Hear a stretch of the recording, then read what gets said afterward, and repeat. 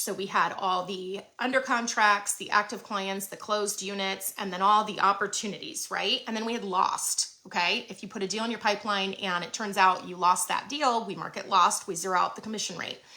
So I sorted it and we looked at the active clients, the under contracts, and the closed. And we looked at the source of the relationship, meaning how did I meet this person? And we looked at the source of the transaction. How did I find out about this transaction? Those are two different things. We looked at the lost and where that deal came from, and we looked at active client and closed, and we saw where that deal came from. Now, if you guys here turned back and looked at the last year, you might see some closed units that are online leads, that are farming, that are door knocking, that are open houses. You might, but I urge you to realize that that is not an active representation of the optimal state of your business. You may say, well, I don't get any leads from prospecting. Okay. Are you prospecting? Are you actually consistently prospecting? Because if you're not going to see any closed deals in prospecting. It's going to look to you like paid leads are working.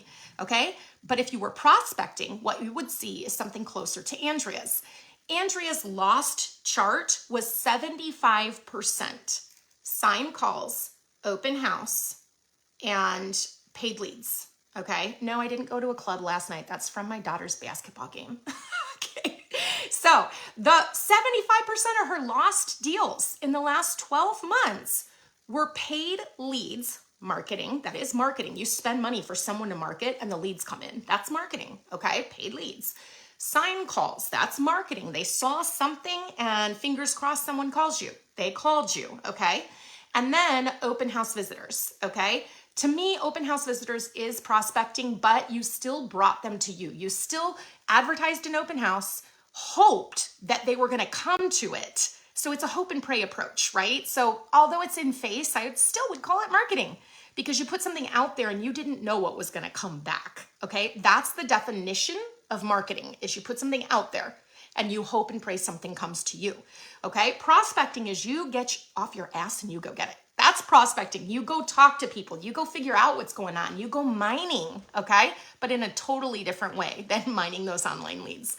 Okay, so with that said, Andrea's closed and active units were almost all sphere of influence, past clients, vendor partner referrals, people she knew.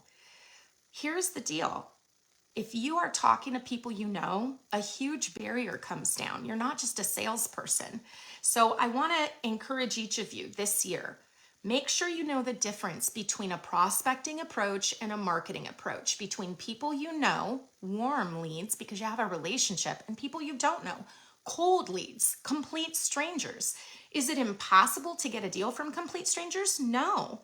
But if you shift your focus to outgoing conversations with people that you know and growing your network so that you now have more people that you know and you continue that relationship, that is where the gold is. And that is why this program works.